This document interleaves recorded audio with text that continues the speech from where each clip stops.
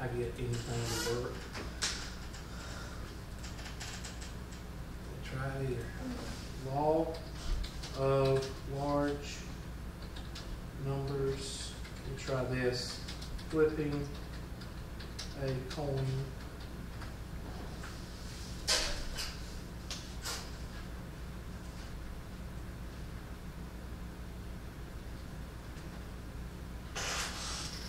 Here it is. There was a write-up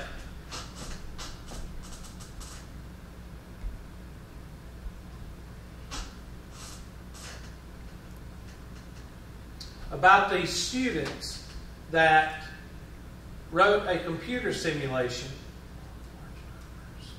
Flipping a coin, computer simulation. And they wrote this, they took like 100 quarters and they measured every one of the quarters. They measured them to the 10,000th of a gram. They measured their how level they were, meaning if they were fair or not. They measured the diameter. They measured the thickness. They measured everything they could measure. And they basically put it in the program. And they took the averages of those 100 coins and they made one diameter, they made one width, one thickness, and one weight, and one fairness. In other words, if the fairness of all the coins averaged to be 0.48773, then they put 48773. They took the average of those 100 coins. And then they wrote an algorithm in a computer and of it flipping and what it would make. And they wrote the algorithm to randomly, and they wanted to find out how many trials, how many flips it would take for the probability of a coin to be 50%, which is 0.5, to actually, in the actual physical world, to get to 0.5.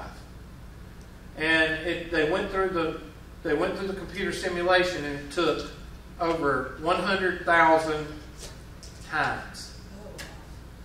Now, does that mean that you need to learn that in here you got to do 100,000 times on coin to get it? No, that ain't what it. The large number rule basically says that if you are a person that works at Michelin, and one of your jobs as a person at Michelin is that you've got to present to your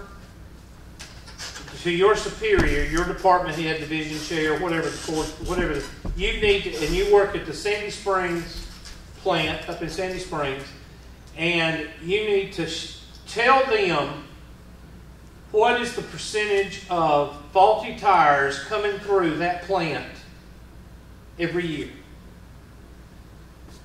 Okay. Now you're the head honcho there, the quality assurance director.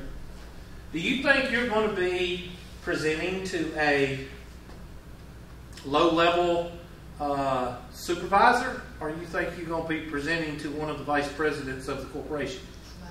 If you're a director you're going to be presenting at the Crystal Palace, which is up there where California Dreamin' is in Greenville, that big old Crystal Palace looking thing over there at the exit with Michelin. That's where you're going to be, and you're going to be presenting.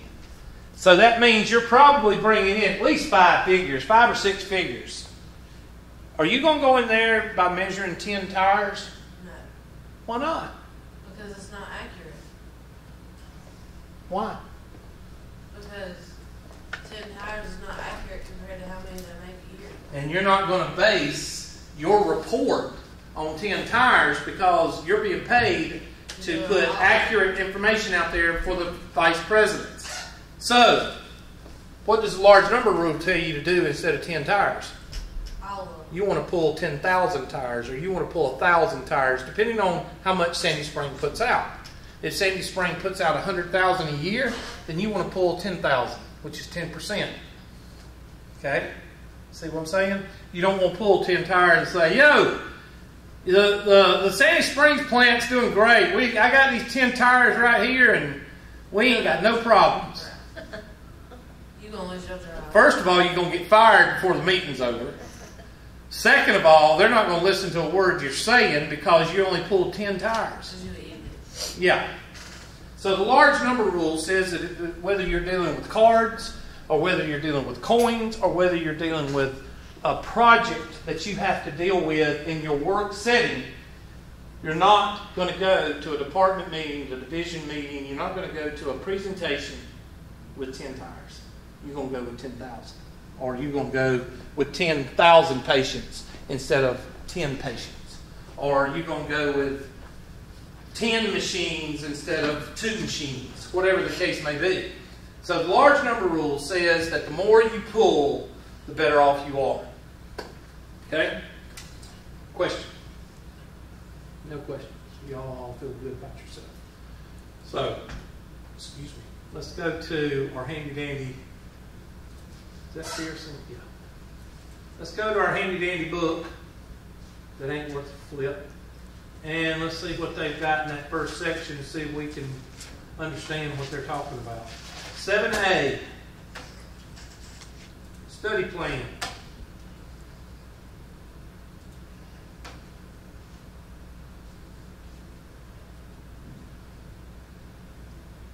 I estimate that the probability of my getting married in the next 3 years, is 0.7. Now, first of all, is 0.7 reality? Yes. Yes. The statement, I have no idea. The statement makes sense. The statement is an example of, well, it's not theoretical because there's nothing to substantiate it. I would say subjective. Why? Is there any way to calculate whether you're going to get married in the next year? No. No. Why? Because you've had to be married like 15 times in the last 25 years to get any kind of theoretical math. Theoretical means math. All right? Not math, but in probability, it means that you calculate something. Subjective means, right now I've been in 3 relationships and women are just psycho, and that's going to be wild. That's probably I'm never going to get married again. That's subjective. What is subjective? When you're going with what? You good? That's subjective. It makes sense. Now, what would not make sense? 1.7? 1.7 would not make sense because it's over what? 1. A restaurant offers 10 appetizers and 9 main courses. In how many ways can a person order a 2-course meal? Use the multiplication principle with these 2 types of items. Well, a restaurant offers 10 appetizers and 9 main courses. 10 appetizers. So, 10 times 1, because you can have 10 appetizers, or 1, let's say 1 appetizer. You can have 1 appetizer and 9 meals. Choice of 9 meals. Let's say biscuits and steak, and biscuits is 1, steak is 1, chicken is 1. Well, let's say you want to have cheese sticks with biscuits. Or you can have cheese sticks with steak. Or you can have cheese sticks with chicken. See what I'm saying? So that's 1 times 10, or 1 times 9. Let's say onion rings. That's 2 times 9. So what would you do? You'd multiply 10 times what? 9. And there's 90 probably, if that's what they're asking with the principal rule. I meant the multiplication, you multiply the 2 together, yeah. So that'd be 90. Haven't got to a test question yet. I'll let you know when we get to a test question. Suppose we describe the weather as either sunny or cloudy. Answer parts A, oh gosh, A and B, at least it's 2 parts. Using the letters S and C, list all the possible outcomes for the weather on 2 consecutive days.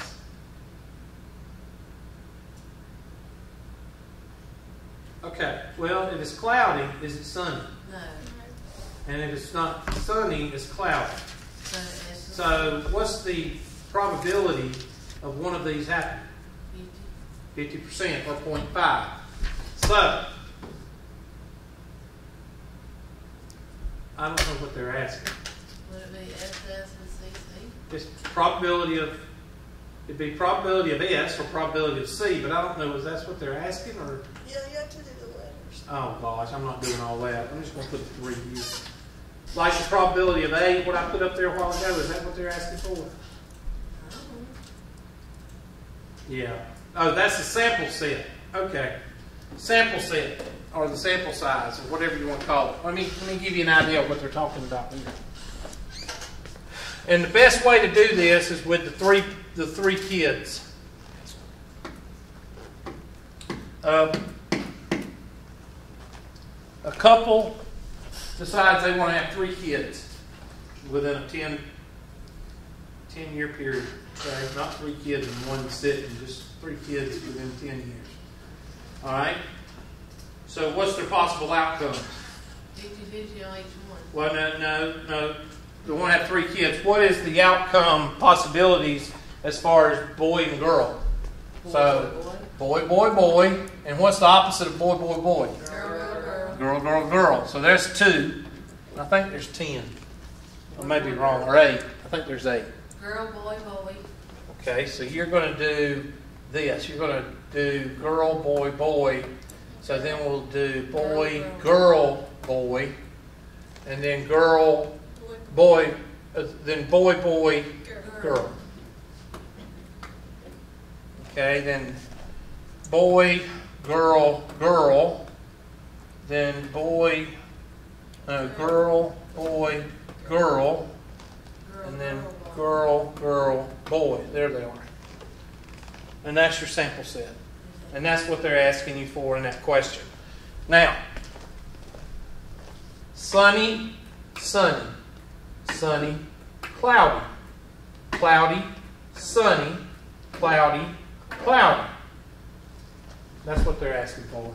And that's called a sample set. I never was able to write those braces. Mine always look like Bob Hope. Can't do them. The sample set.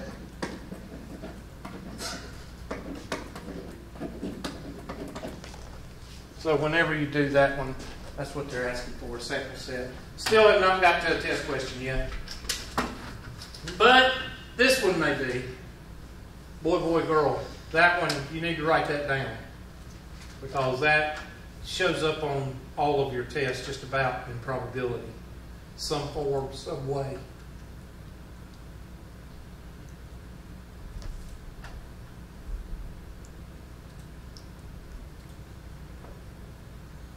There it is. Determine the probability of having 0 girls. What's 0 girls? All boys. All boys. So that's 1 out of what? 8. So that'd be 1/8. So you type in 1. That's a test question.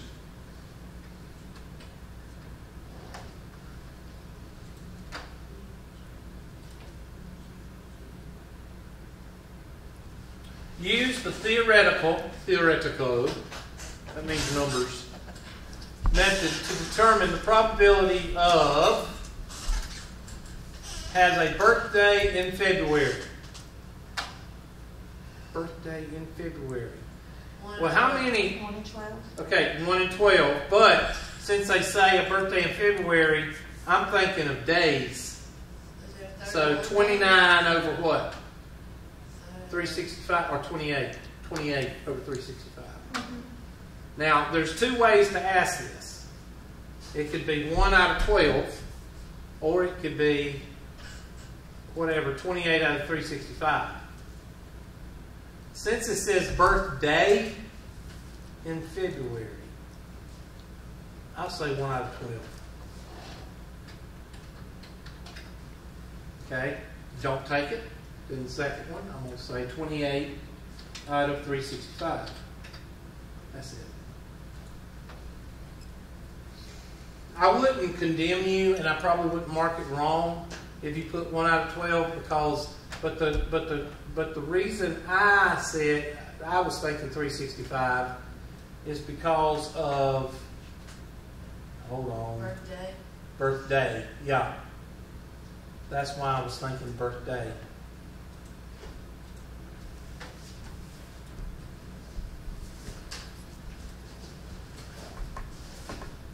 A local weather forecast has been accurate for 20 of the past 39 days. Based on this fact, what is the relative frequency probability that the forecast for tomorrow will be accurate? Well, that'd be 20 divided by 39, which is what? What's 20 divided by 39?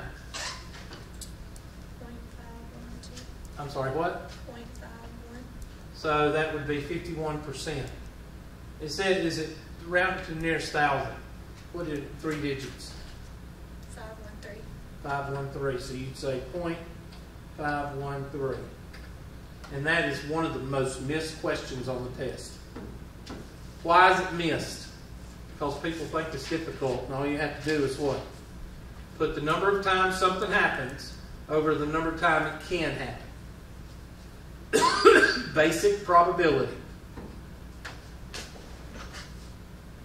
That's a test question.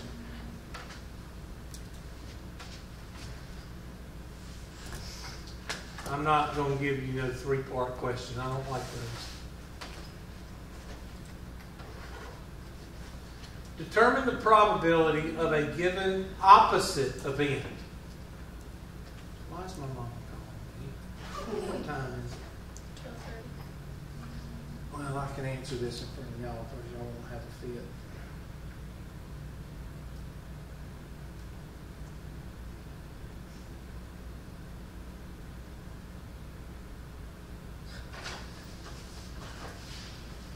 You're early. What time's class open? 12:35. What time is it? 12:30. I'm so sorry. That's all right. Just come back in a few minutes. I kept thinking I was Okay. behind. That's all right. We got 2 baby calves. We're going to start talking again in a minute. Okay. What is the probability of rolling a fair die and not getting an outcome less than 4? Now here's where you have to think a little bit. Not getting an outcome less than 4 means getting an outcome that's what? Higher than 4, 5, or what? 6. 6. So they want to know 4, 5, and 6. That's 3 out of what? 6. 6. So here they're trying to trick you by saying not getting an outcome less than 4. Just think about it. Less than 4. Yeah. One more. No, we're not going to do those yet. Okay, here are the ones. Okay. At 22 is where you're going to start seeing test questions. Okay? Besides the 2 or 3 that I've already mentioned. So, y'all can go ahead and start working on 7A for a little bit. At least the first part. Let me go ahead and pull up. Huh? Maybe we'll just print it out. Yeah. Let's go ahead and get the roll today. Hit the button, please, on the video.